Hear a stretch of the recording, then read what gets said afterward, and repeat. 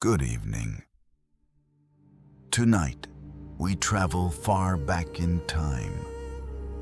Not in haste, not in worry, but slowly, gently, step by step. Close your eyes, breathe in, and breathe out. And imagine the desert of Egypt under a sky filled with countless stars. The wind is soft, the sand is cool, and the night feels endless. Far in the distance, rising against the horizon, you see them, the pyramids, silent, immense, eternal. They have stood for more than 4,500 years. They have watched the sun rise and fall over the Nile. They have stood as kingdoms rose and kingdoms crumbled. They have endured storms, invasions, and the endless passage of time. And still they remain. Still, silent, patient, and yet the question has never left us. Who built the pyramids? How were they made? And why were they built at all? Tonight, we will not rush for answers. We will wander slowly like travelers along the Nile, pausing to rest, to breathe, to dream. Your body grows heavier, your breath slower, in and out, in and out. We begin with the land of Egypt itself. A land shaped by the Nile, a river that rose each year to flood the soil, leaving it rich, black, and fertile. Along its banks grew wheat and barley. Villages flourished, temples rose, and kings were crowned as pharaohs. The desert stretched wide and golden, but the river gave life. It was here that the idea of eternity was carved into stone. The pyramids were tombs, but also more than tombs. They were stairways for the soul. They were mountains raised by human hands, meant to carry the pharaoh into the afterlife, into the company of the gods. The greatest of them all is the Great Pyramid of Giza, built for Pharaoh Khufu around 2,560 years before Christ. It once stood 146 meters tall, its sides shining with polished limestone that reflected the sun like a second horizon. Imagine it as it was then. Brilliant white, glowing against the desert sky. A beacon of power. A promise of eternity. But how was it built? This question has filled books, debates, and imaginations. Some said slaves were forced to drag the stones. Others whispered of giants. Some pointed to aliens from the stars. And still others to the Anunnaki, the sky gods of Mesopotamia. Let us pause, breathe in, and breathe out. We will explore each story, slowly, gently, as if walking through the desert at night. Archaeology speaks first. For centuries, Many believe the pyramids were built by slaves. But excavations near Giza tell another story. Entire workers' villages were uncovered. Rows of houses, bakeries that baked thousands of loaves each day, workshops filled with tools, even cemeteries where workers were buried with care. Bones revealed healed injuries, broken arms mended, ribs set straight. These were not disposable lives. They were valued. They were fed bread, beer, and onions. They were organized into teams with names like the Friends of Khufu. Tens of thousands of them, skilled workers, farmers who labored when their fields were underwater, builders proud of their work, proud to serve their king. Imagine the quarry at dawn. The ring of copper chisels striking stone, the creak of wooden sledges, the chant of voices pulling in rhythm. Stone by stone, day by day, year by year, the pyramid rose. Breathe in. Feel the rhythm of their work. Breathe out. Let your own body follow the slow, patient pace. The stones themselves feel impossible, each block weighing 2.5 tons. Some granite beams more than 50 tons, carried from quarries far to the south. How could such masses be moved without machines? Theories abound. Perhaps they built massive ramps of mud brick, stretching for kilometers. Perhaps they built ramps that spiraled around the pyramid as it grew. Perhaps they used wooden levers, sledges sliding over wet sand. Archaeology shows traces of these ramps, grooves carved in stone, rope burns in granite. No single answer, but many small ones woven together. And perhaps that is the real secret. Not mystery, but patience. Not magic, but human will. Not aliens, but people. With time, with numbers, with faith in eternity. And yet, myths still surround the pyramids. The desert invites imagination.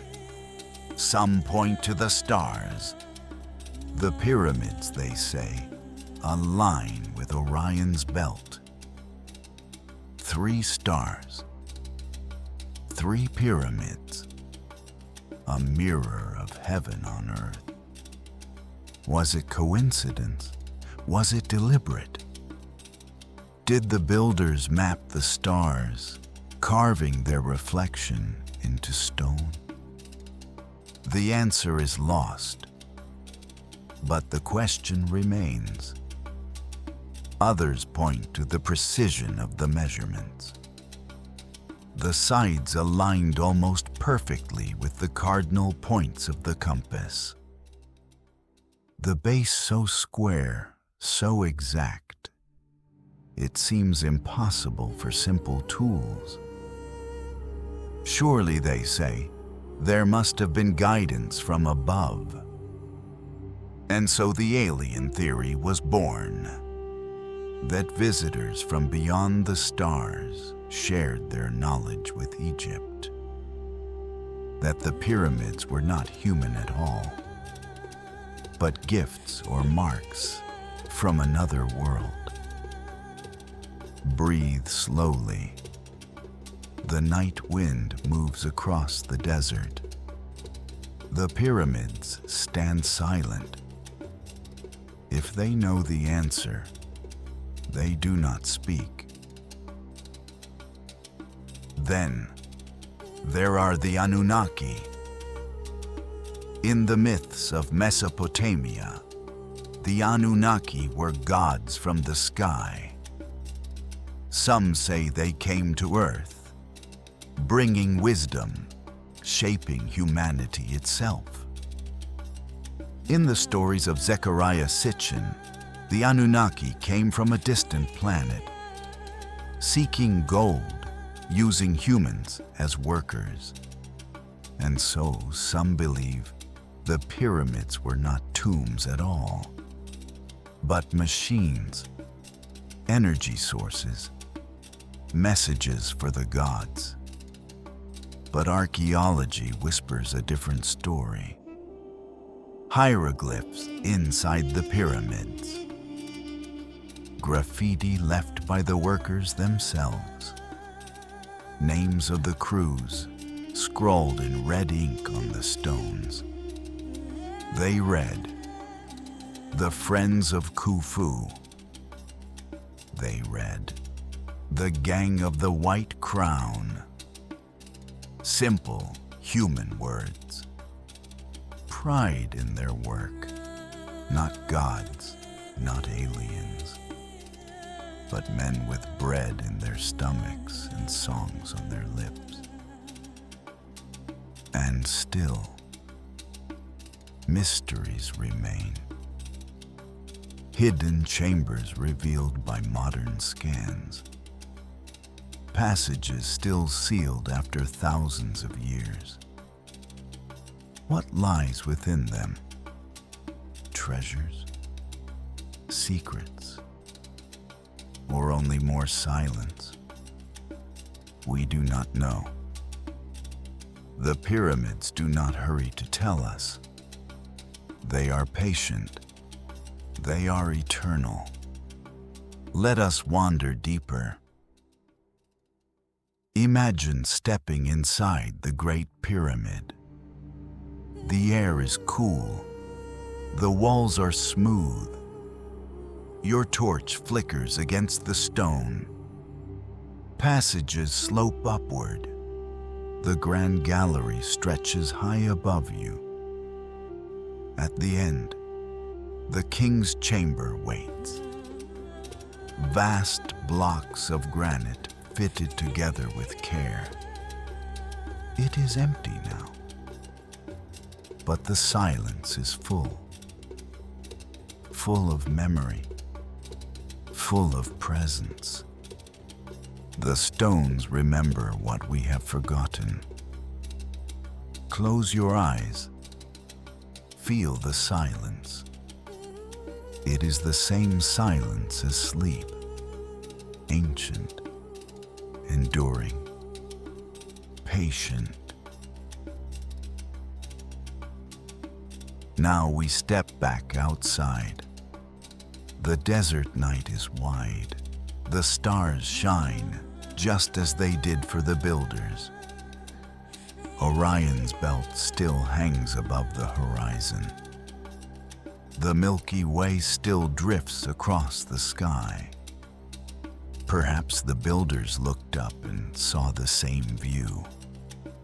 Perhaps they aligned stone with star, earth with heaven. Perhaps they believed their king would rise with Orion, becoming one with the sky. Breathe in, slowly. Breathe out, deeply.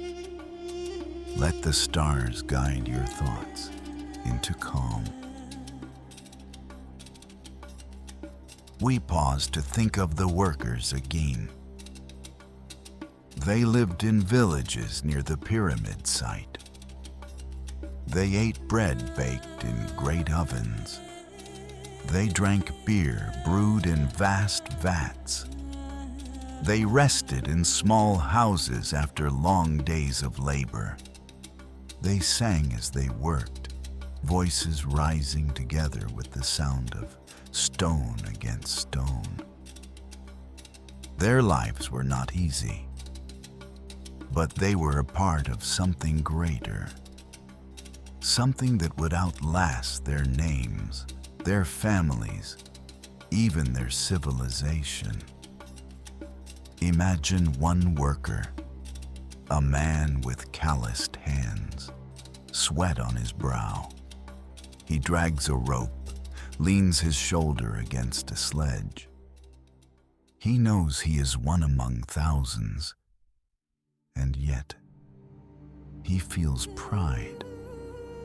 He knows that each stone he helps move will remain long after he is gone.